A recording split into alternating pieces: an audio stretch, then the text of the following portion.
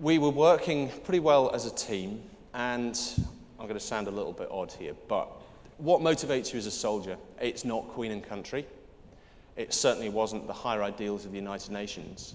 But when you're in a scary or difficult situation with people, what Oscar Wilde calls intimacy of shared experience, and this certainly applies for soldiers, and I'd suggest it probably applies for most people in the busy world outside the military as well, then you get close to those people. And when you get close to those people, you don't want to let them down. And this is what happened to us. We had a common aim, a common goal, and we also had a common foe. And this meant that we bonded very effectively, and there was no way we were going to let each other down. And also, there was the fact that we felt we were making a difference. I've always been an adrenaline junkie, but trust me, there's no high to be had like the feeling that in some small way you're making a difference, especially if you're working for an organization that you care about and whose ideals you believe in. And this was very important for us. But things perhaps inevitably weren't quite that simple. We wandered around with missionary zeal, having kids point guns in our faces, but we weren't doing it alone. We were protected at times by a battalion, which means about 500 armed Kenyan soldiers. Now, they were armed in order not only to protect the logistics bases and our houses and stuff where we lived, but also to protect the disarmament centres if and when any of these kids, any of the child soldiers chose to disarm.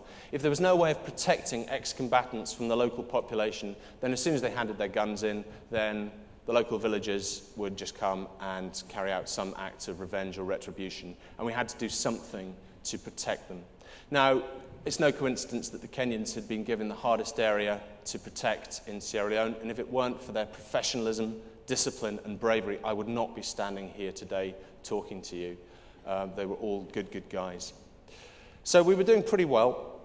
1,000 kids have disarmed, and we're thinking we're going to do all right. But perhaps, with retrospect, we were living on borrowed time. As although the junior rebels were quite into the peace process, if nothing else because we were going to give them money every time they handed in a gun, money which came from the World Bank, and if the 1,000 guns that were handed in to us, every time a gun was handed in, I'd take the rifle and I'd bend the barrel of the gun between two branches of a tree, take out a sledgehammer and destroy the trigger mechanism, knowing that whatever else happened, that gun was not going to be used again. And to my way of thinking, $200 from the World Bank seemed pretty good value for money for taking those guns off the streets. But the senior rebels, they liked the peace process as well because they were now members of the government. But it was the middle-ranking warlords on the ground, the guys who enjoyed the power of life and death in the areas they controlled and generally who would take the prettiest local girls as their bushwives. These were the guys who had a real issue with what we were doing. If they were unarmed, uneducated ex-rebels with loads of enemies, then life was not going to be good for them. And sadly, on the 1st of May 2000, the rebels turned on the United Nations.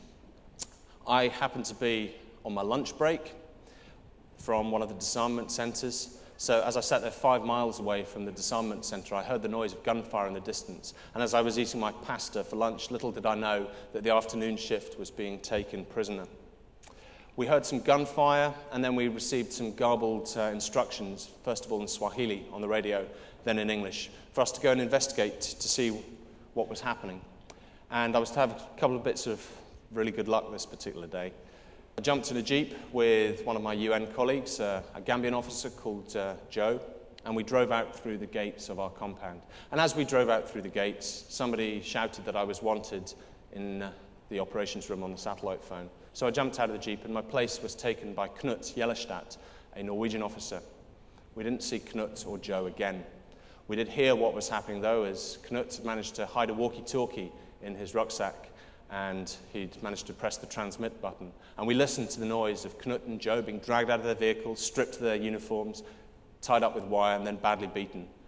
And then there was a single gunshot. We assumed the worst. In fact, it was the rebels playing mind games with us.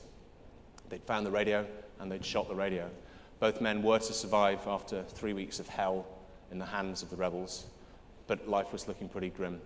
Out of our team of 14, 4 were on duties in different parts of the country, 2 had been killed in the day's attack, and 2 had been taken hostage.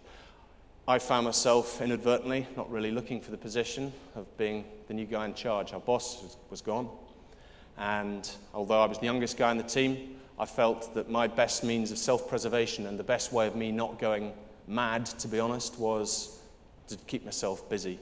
And as soon as I found myself perhaps being marginally less frightened than some of the other guys who were there, even though they were older and perhaps had been shot at more often than I had, I found that that gave me some sort of strength.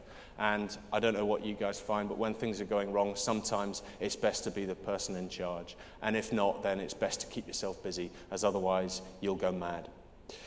But 2 days stuck in our house with a large lynch mob outside, and then finally our next door neighbours, the same people who'd come to us telling us when we'd fallen out over the monkey incident, they came to us and told us that one of the local hard nuts was on his way to do us in.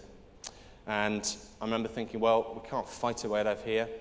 We're not going to be able to negotiate our way out of here, but we might be able to trick our way out of here. And I remembered a story that a Canadian park ranger had once told me about what to do if you're attacked by a grizzly bear. And he simply said, when the bear attacks, take your rucksack off and lay it on the ground in front of you. And the bear will be more interested in the content of your rucksack than he will be in you. I thought, well, not a lot of grizzly bears in Sierra Leone, but maybe the same principle will apply. So what we did was to put some of our expensive, shiny-looking equipment out by the front door. The fridge, TV, the video. Even put one of the Jeeps out by the front gate with the keys in the ignition and the engine still running, hoping and praying that when we legged it out the back door, people would go for our equipment, not ourselves.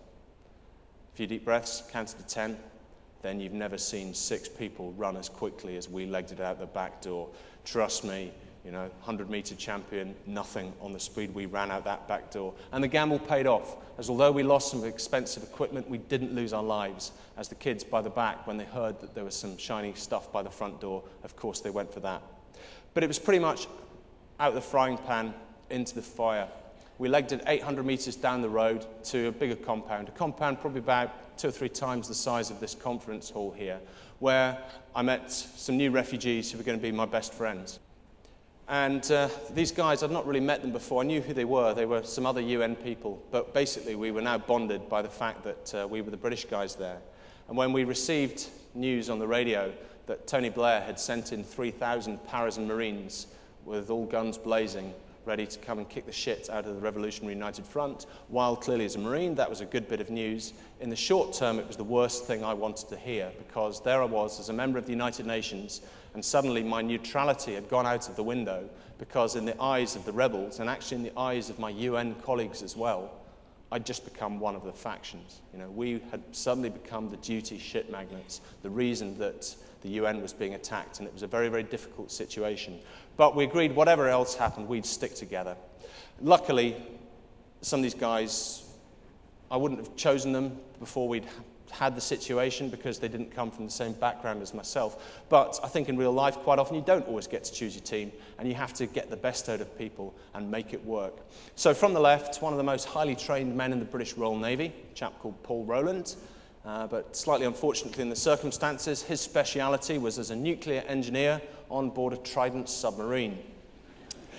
Anyway, then a New Zealander, so I say Brit, honorary Brit, not very much of an honour in the circumstances, a guy called Dave Lingard. Unfortunately for him, as far as the rebels were concerned, not only did he look like a Brit and speak English, but also the New Zealand Army uniform, as you can see here, is suspiciously close to the British Army uniform, and even the good old New Zealand flag is basically a British flag, albeit with a few spangly bits around the edge. And with a lot of cussing, he decided he'd throw his lot in with us. Me with my little Sony shortwave radio, and a young chap called Andy, who I probably shouldn't be showing this picture as he's now in the SAS, but never mind, maybe he's changed since then. But Andy, bless him, as you can see, he's not looking particularly happy. I've always found in life that if I'm feeling sorry for myself, as long as I know that somebody else is having a harder time of it than me, then life doesn't seem so bad. Andy, fit, tough guy as he was, had just been in hospital for 2 weeks, where he'd been suffering quite badly from typhoid. And for those of you who don't know what typhoid is like, Andy rather memorably described it as being like every dose of food poisoning combined with every hangover you've ever had rolled into one. And literally 2 days previously, he'd been in hospital with a drip, and now here he was with no food, no drink, fighting for his life. But every time I felt sorry for myself, I just looked at Andy, and life seemed okay after all. So we didn't have a lot of stuff with us. We'd basically abandoned everything apart from what you can see in front of us. We had about 2 litres of water each, which we've managed to hide away. There was no food. The people that did have guns, 76 armed Kenyan soldiers in this particular case, had about 100 rounds of ammunition. There was a load of dead guys in one corner of the compound. There was no medicine. and life was looking pretty harsh. And at this stage, our mission statement slightly went out the window. I sat down with the acting Kenyan commander. He'd lost his boss as well. And we simply said, right, we need a simple mission statement.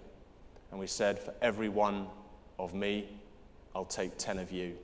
And I believe it was that robust mental attitude that was to buy us time and ultimately perhaps save our lives as well. As darkness fell, the rebels started to attack.